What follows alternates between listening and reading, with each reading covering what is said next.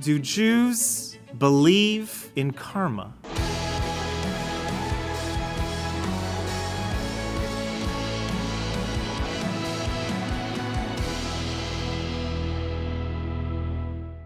We're going to touch on some Eastern religion as well, because karma is something that is primarily discussed in the East. So we're going to talk about that and the dynamic with Judaism.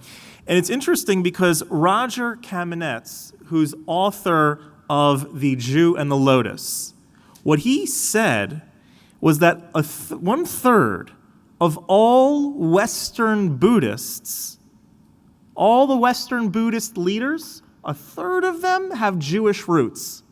1/3. Half of the participants in the meditation retreat in Dharamshala, India, are Israelis. Half. And in the 1960s and 1970s, some in this room may remember, that there were people, that it was so widely spread amongst the Jewish community, people learning about Eastern religion, that they actually had nicknames. They called them Jewboos or Hindus. Right? So this is something that we need to talk about in the scope of what does a Jew believe? What is connected with our faith? And maybe where some of those ideas in the East even came from. You know, it's interesting. We had you know how Chabad houses are always trying to come up with like catchy little events. So they have like pizza in the hut during Sukkot or sushi in the sukkah. So we had one a few years ago named Karma and Shawarma. So, you know, there'll be a continuation of that. So the Dalai Lama actually encouraged rabbis to make Jewish mystical teachings available and accessible to the masses. He says there's no reason for the Jewish people who have such a robust spiritual tradition to be running to the East, to need to feel spiritual, to have to go to a different faith. And so many people are not learning about the spirituality and the mysticism because they have a misimpression that Judaism doesn't believe in spirituality or have any sort of mysticism. In fact, I met a young woman several years ago, and I've had a great conversation with her. She identified herself as a Jewboo, someone who was studying Buddhism, born Jewish, everything like that. And I was in the conversation, I was talking to her, what made you want to explore religion in the East? Like, what was and she said that her upbringing was, she went to Hebrew school, and then after Hebrew school, that was, as is the tradition, that's the end of your Jewish studies. And she referred to Judaism, the Judaism that she knew and understood, she called it Disney Judaism. That she had an 11-year-old's or a 12-year-old's understanding of what Judaism was all about. And so we discussed, how can anybody have an appreciation of anything that they only have an 11-year-old's understanding of? So the first thing that's so important for the Jewish community at large to know is that we have a robust spiritual and mystical tradition. Number one. Secondly, what we have to understand is the nature of what we as Jews believe the Torah is.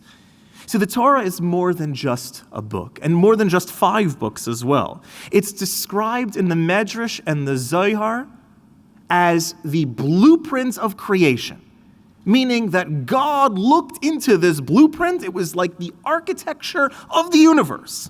God looked into this Torah, this computer code, if you will, and out popped the universe. The universe is simply an expression of the computer code that is inscribed in the Torah text. Okay? And so anything that is true in reality, anything that has any bearing of truth in this universe has a source in the Torah. Everything. Because again, the Torah is the computer code. The Torah is the blueprint of the universe. And so it's sort of like the genetic material that the universe is made out of. It's made out of the Torah. God creating the universe is expressed in the Torah. So the Torah refers to an entire body of godly knowledge. It's not just the first 5 books. It's something that is the entire collective literature of the Talmud, the Medrash, all the Kabbalistic works. That all is considered Torah. Okay. Now, although the Torah was given publicly and mandated 3,300 years ago, 3,335 years ago to be exact, the traditions, the idea of Torah, the wisdom of Torah, the secrets of Torah was something that was available and embedded in humanity even before the Torah was given. Our tradition teaches that Adam learned Torah in the Garden of Eden. Right? It's been here since the beginning. That Noah, if you look at the Torah portion that talks about Noah and the flood, it says that he separated the animals, that he was commanded by God to separate the animals, 2 of each non-kosher animal and 7 of each kosher animal, meaning that even before the Torah was given, it was already known. The Torah's values and secrets and wisdom was already embedded in creation. That mystical wisdom, the secrets, it was all there from the beginning. Shem and Aver, Noah's son and grandson, they had an ongoing yeshiva after the flood, a place where people studied Jewish law and Jewish mysticism. Torah is with us from the beginning. In fact, the Talmud says that our forefathers, Abraham, Isaac, and Jacob, all kept the entire Torah before it was given, before it was mandated.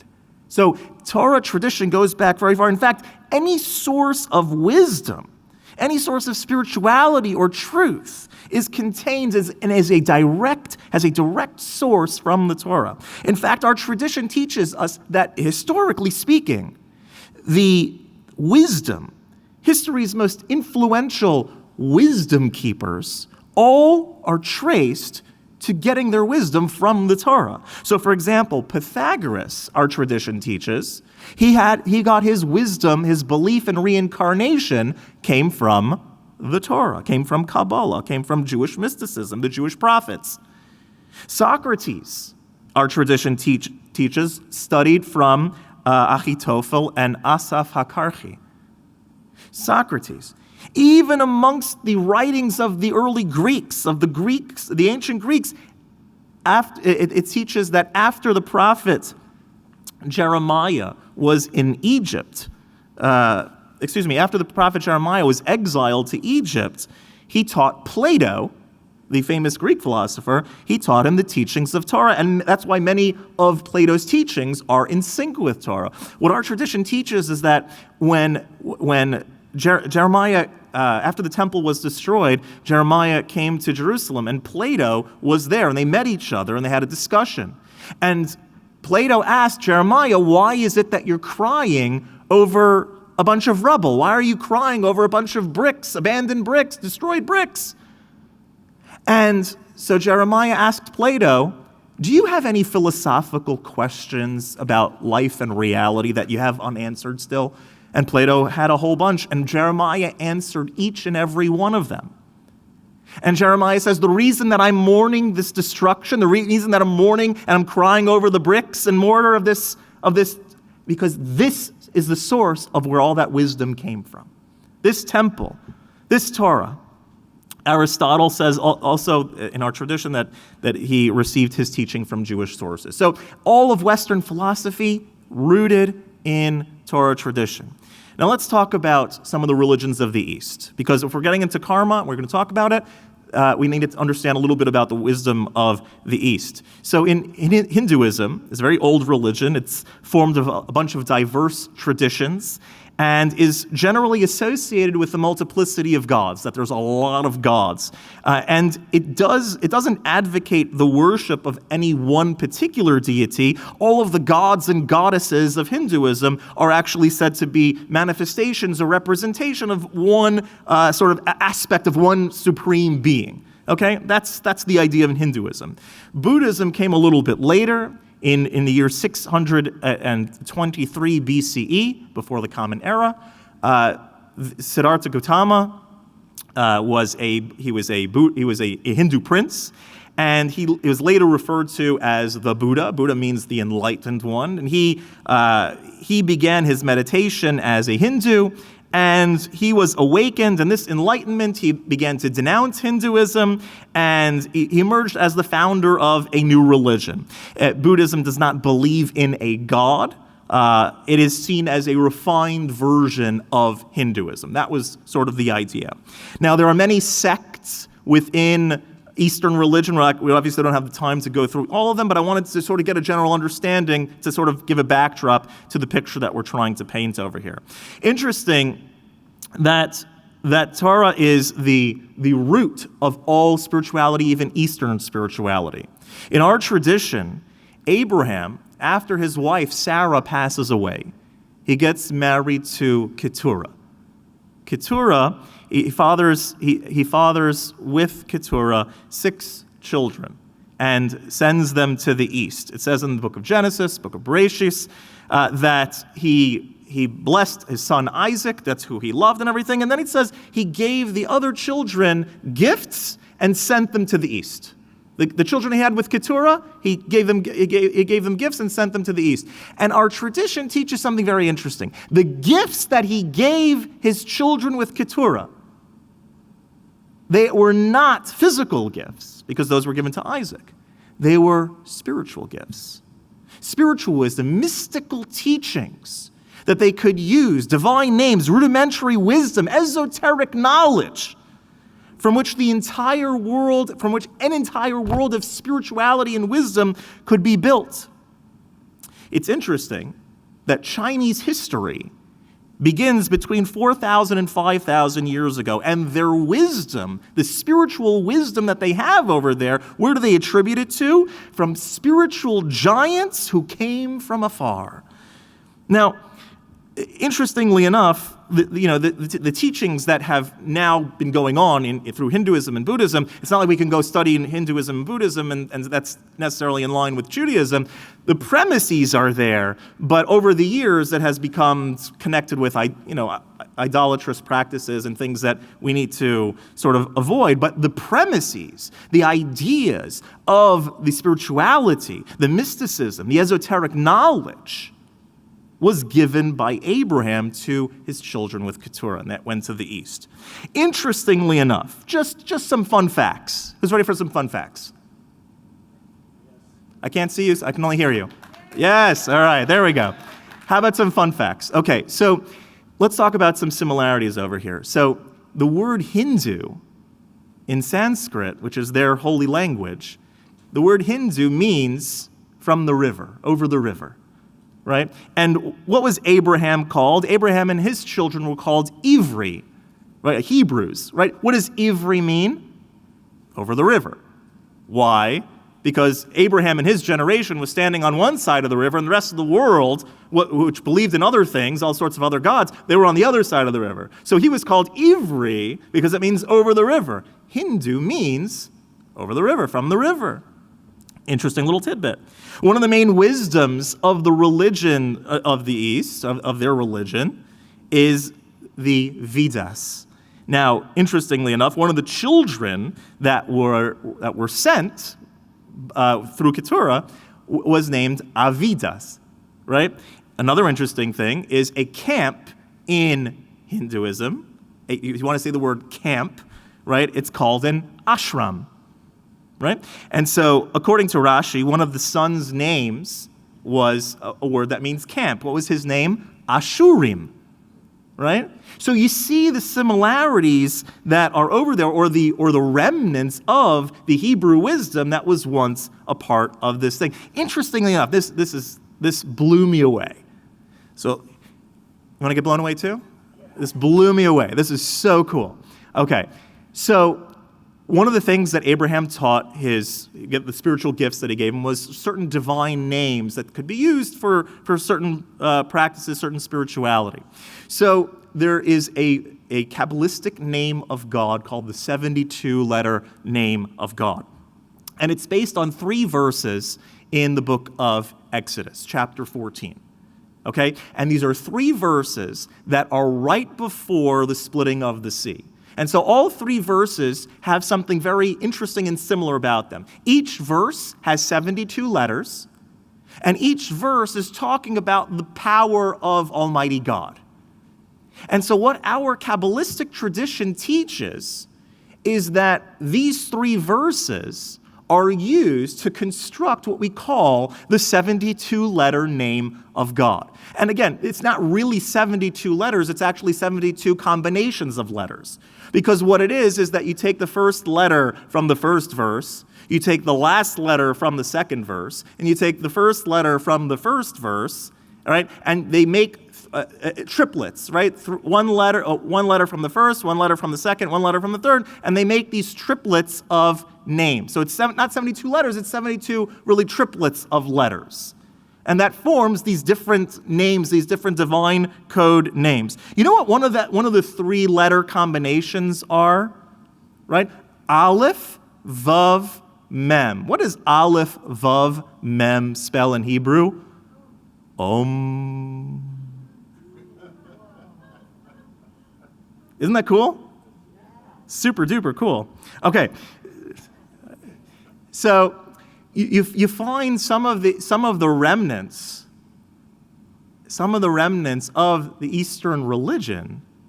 You find you can still have a glimpse of the Hebrew knowledge in which it came. In fact, there is a whole caste of people in India that won't marry those in sort of the lower status, and they're called the Brahmins.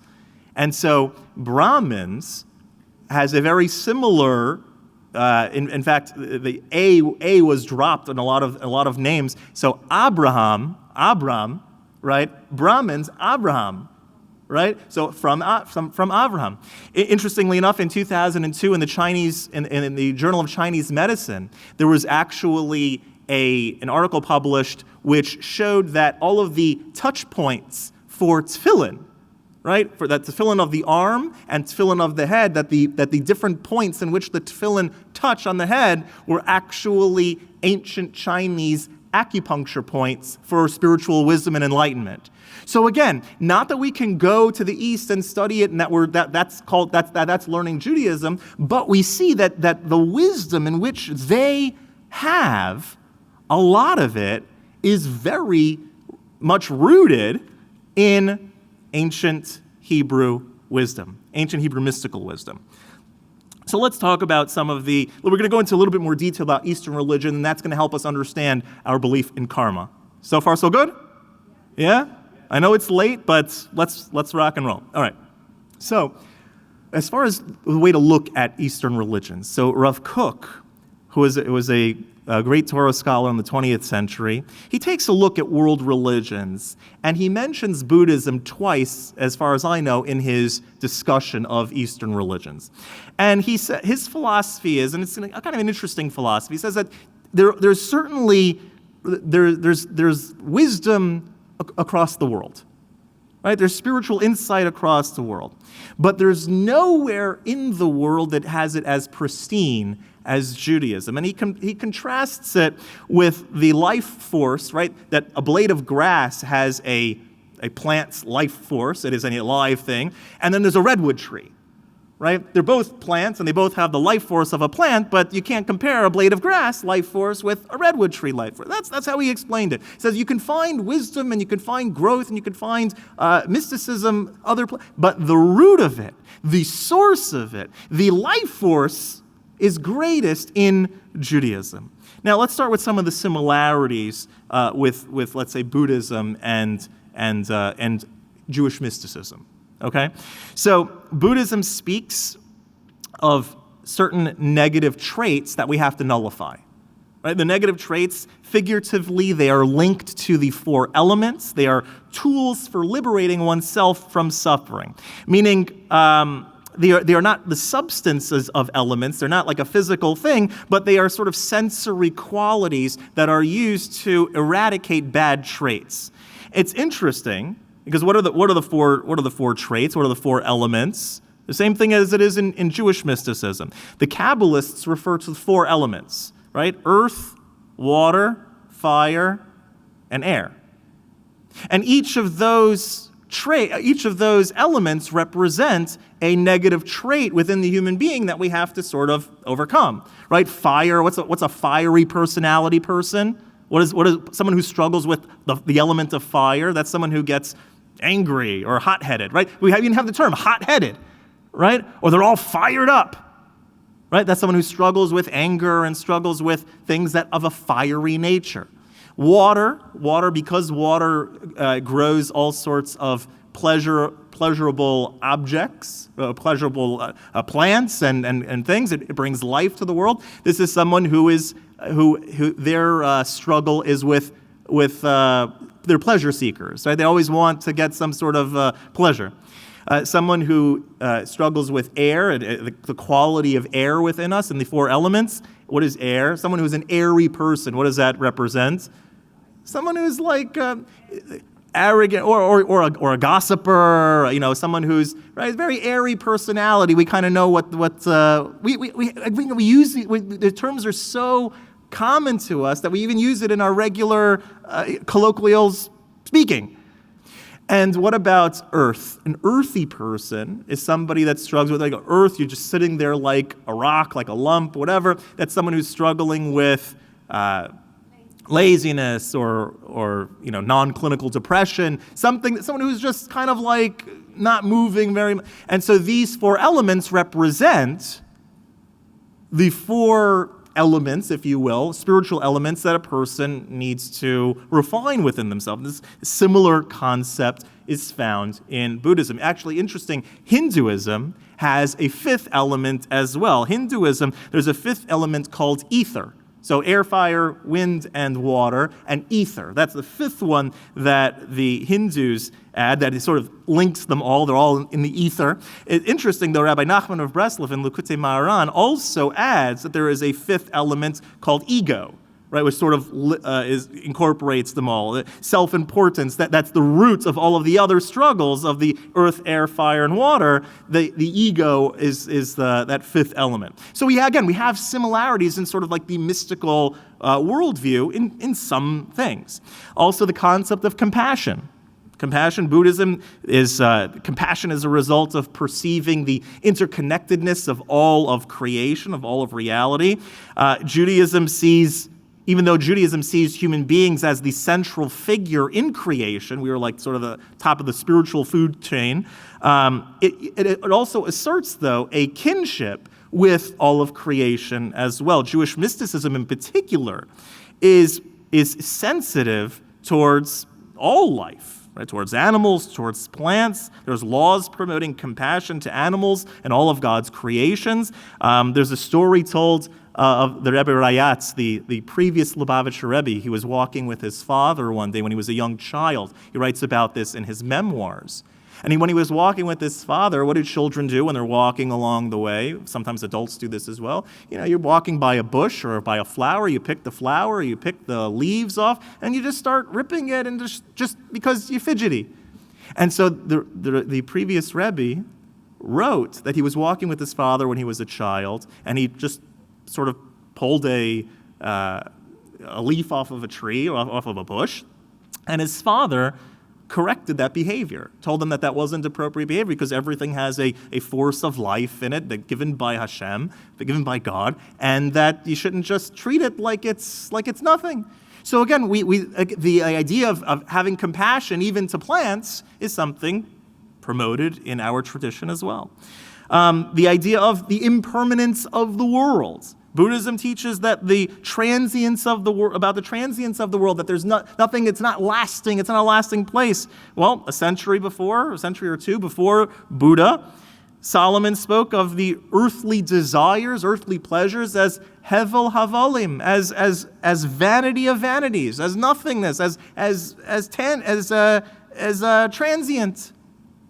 In Judaism, impermanence underscores the urgency for divine service. Rather than pursuing vain materialistic pursuits, this idea that the world is sort of like transient. So, okay, now I have to think, what's the bigger picture? What does my soul need? What is something that's of permanence that I can seek after? Reincarnation as well. The East certainly has that. Judaism has this belief as well. As we discussed earlier, some of the beliefs in reincarnation were actually started in Judaism. The concept of enlightenment. Enlightenment in Judaism is connected with the mystery of prophecy, the mystery of divine intuition, but also includes varying levels of intuition that are even accessible today, some of which. Also the concept of the end of days. In Buddhism, there's a gradual global degeneration followed by a being that's going to renew, leading to a path leading to nirvana, right? A state of sort of spiritual transcendence. Presently, that being is residing in the heavens. Again, this is Buddhism talking. So Judaism believes a obviously similar thing. We believe that the soul of Mashiach is somewhat similar, reserved in the heavens for when the time is right, and will bring all the Jewish people back to Israel and unite the world under the auspices of God and the knowledge of God. Both faiths also believe in an afterlife and that the deeds of this world matter. So those are some of the similarities. Now let's go to some of the differences. And when we understand the similarities and differences, then we'll understand karma. So far, so good? All right. So, in Buddhism, there are the Four Noble Truths, which comprise the foundation of Buddhism. And the Four Noble Truths are that the world is suffering, that the cause of suffering is desire, that the stopping of suffering comes about from the stopping of desire, and that the stopping of desire is achieved through practicing the noble eightfold path, which includes correct speech, correct action, a right livelihood, and so forth.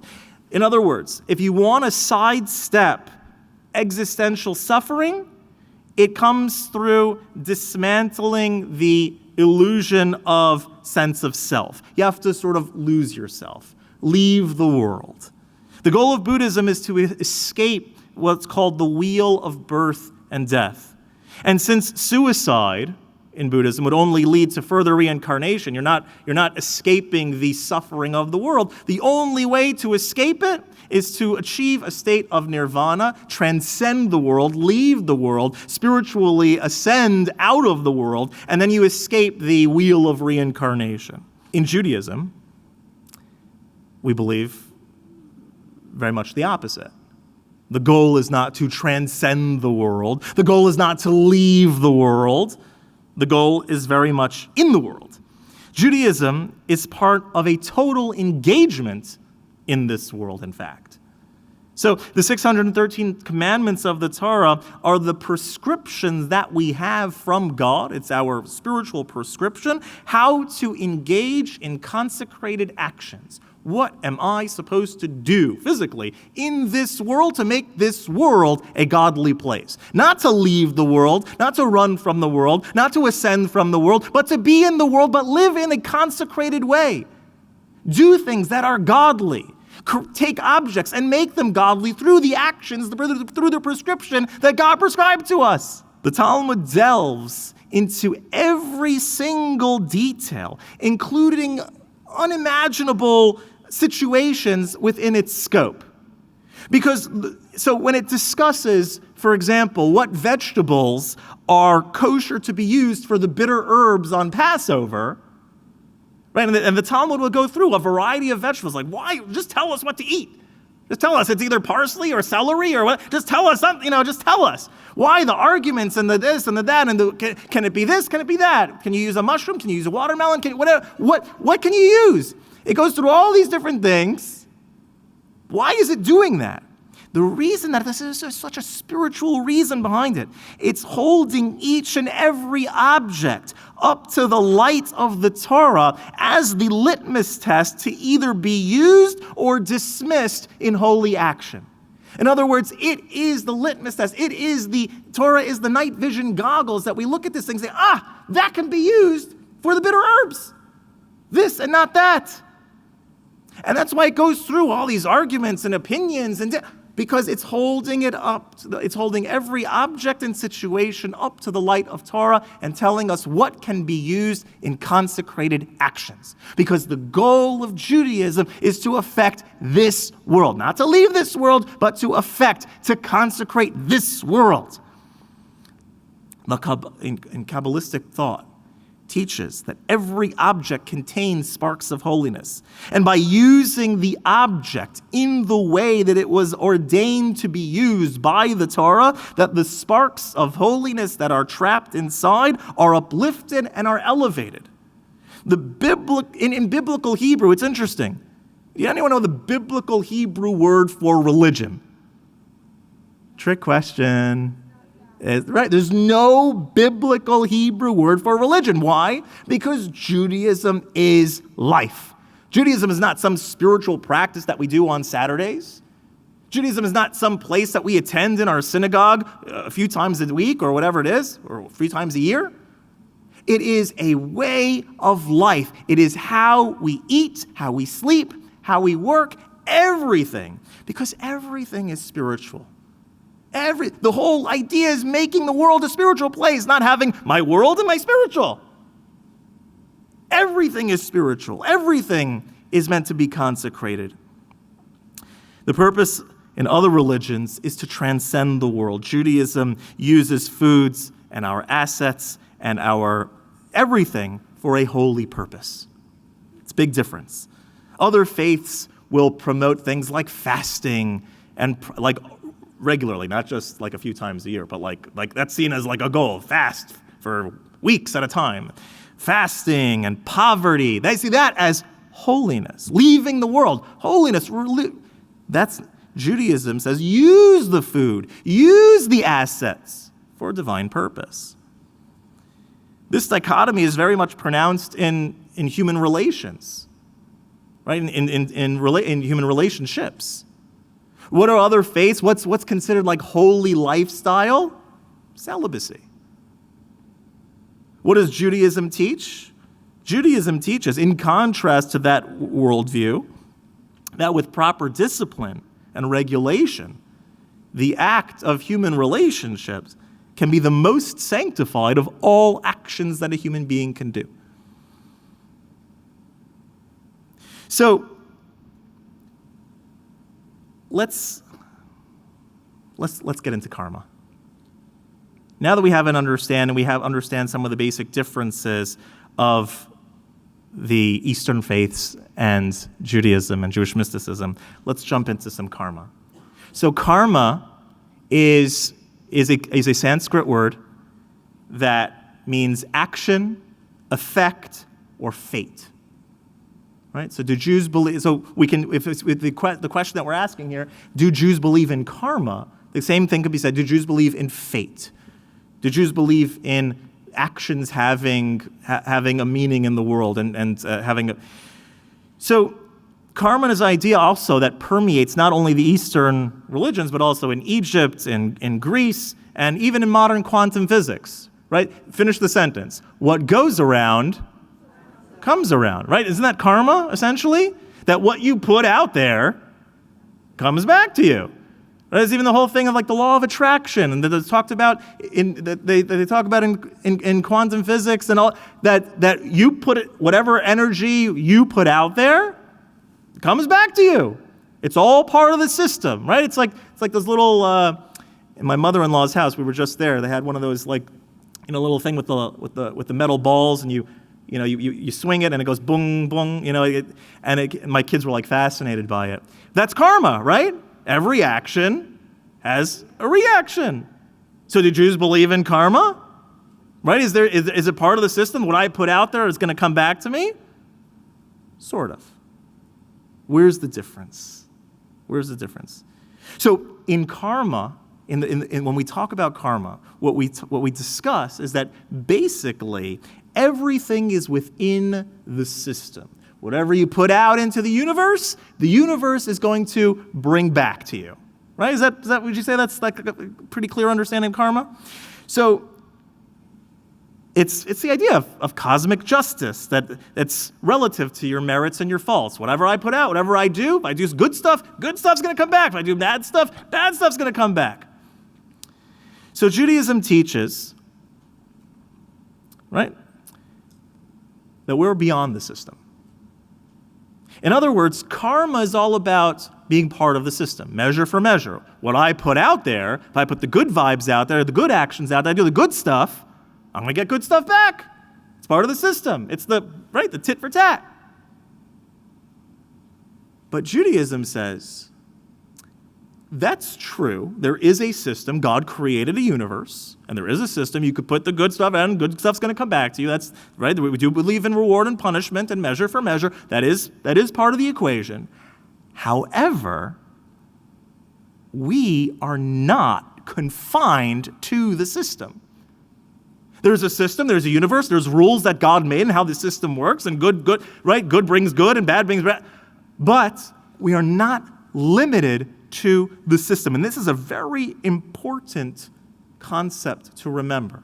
The whole concept of the idea of tshuva, of repentance, of returning to God, essentially is a way of changing your fate.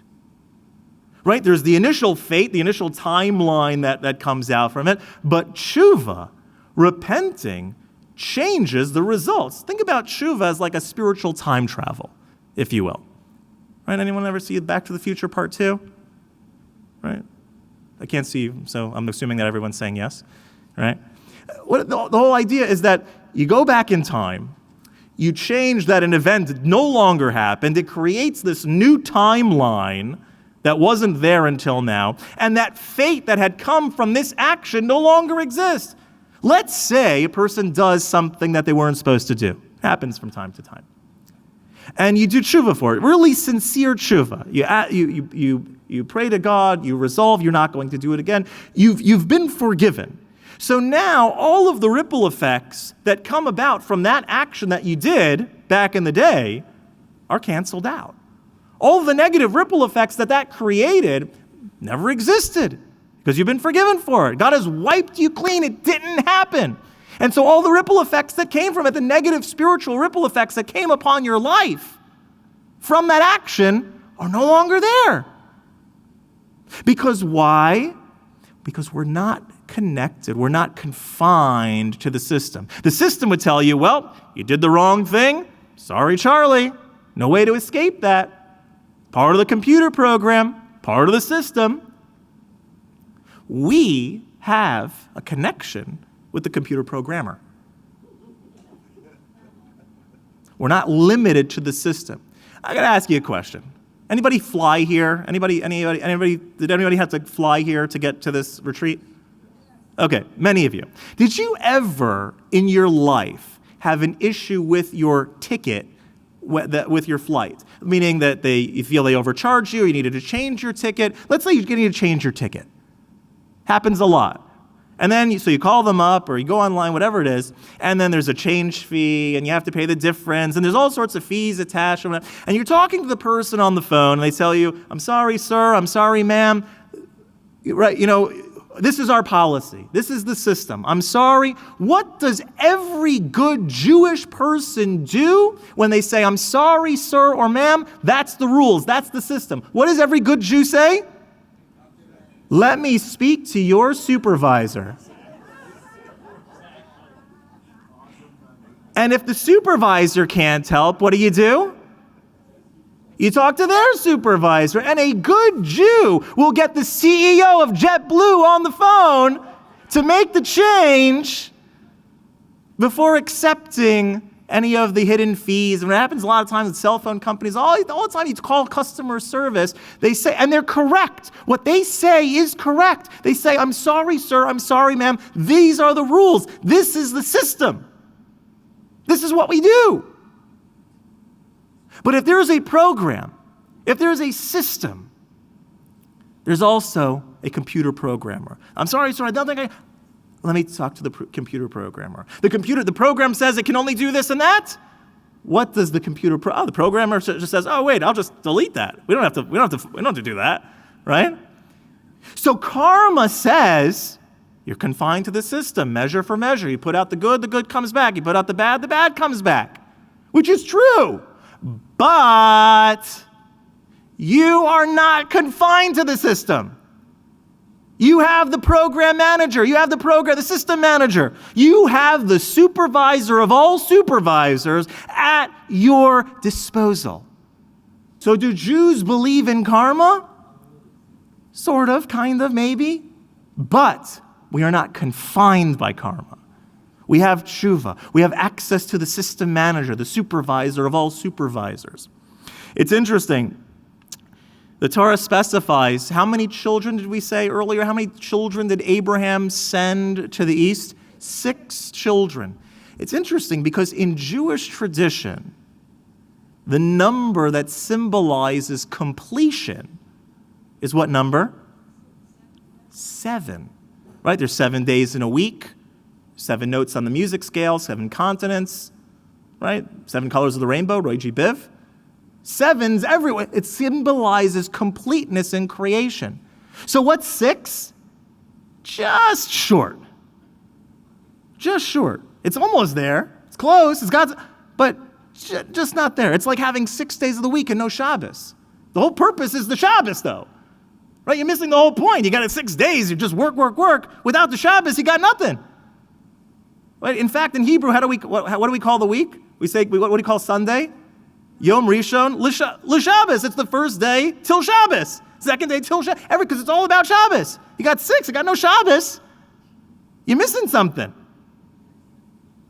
So he sent 6 children over there. 6 children were sent just short of completion. It was interesting. There's a Rabbi Noach Orlowek. He says something very interesting. He says, even the word in Hebrew, how do you say Hindu, Indian? Right? In Hebrew, Indian, Hodi, right? Which is spelled Hey, Vav, Daled, Yud. Okay? Which is almost the same letters as God's divine name. How do you spell God's divine name? Yud with a Hey and a Vav and a Hey. Hodi is a Hey and a Vav. It's the same letter, almost exactly the same letters. A Hey and a Vav and a Daled and a Yud. The only difference in letters is that one has a Daled and one has a Hey. Right? What's the difference graphically between a Daled and a Hey? Just a little dot. Just a little Yud on the bottom, right? There's a Daled, and then the Hey, you just add a little dot, a little Yud on the bottom that changes it from a Daled to a Hey. And that's the same thing with the religions of the East. The religions of the East it's so close. It's like that. There's spirituality, there's wisdom, but it's just missing that Yud, just missing the Yud. The Yud is the only letter in the Hebrew alphabet that is sort of above, it's just kind of floating there. Right? All the other letters it's floating, it represents divinity. And it's just missing the divinity. It's just missing the God element. It's close, there's wisdom, but there's something missing. And that something can be found in Judaism. We don't have to run to the religions of the East. We don't have to run to other philosophies. We have mysticism. We have spirituality. We have karma. We have whatever you want. Judaism is the all-you-can-eat buffet. We have it all. I'm going to close with a short story. There's a story told of a man named Isaac who had this recurring dream. He lived in a poor village, and he heard that in his dream that in Prague, by the king's palace, there was a bridge. And in his dream, there was gold buried right under that bridge. And he was so infatuated by this dream, this recurring dream. Now, the journey from where he was to Prague was many miles, many hundreds of miles. But at the same time, like he had this recurring dream, he had to go. Even though, again, back then, his horse and buggy would take him a long time to get there. But he kept dreaming about it, and he just had to do it.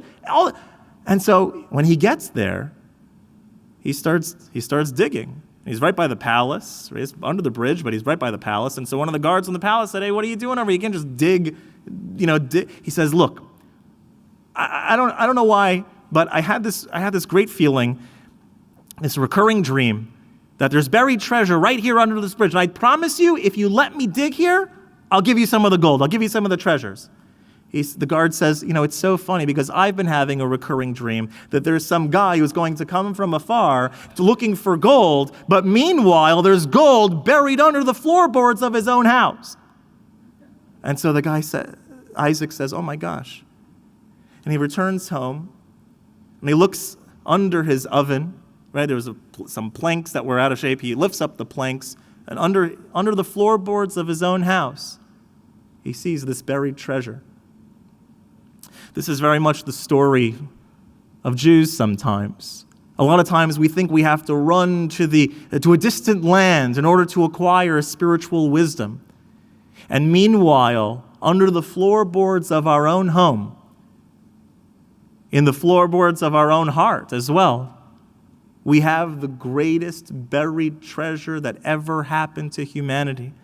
We got to look under the floorboards of our own house. We don't have to seek out things from other places.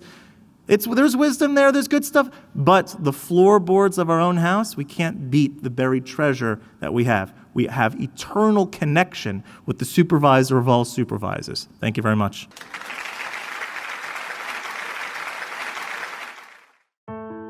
Click the button below to subscribe to the JLI YouTube channel. It's like a relaxing spa for the soul.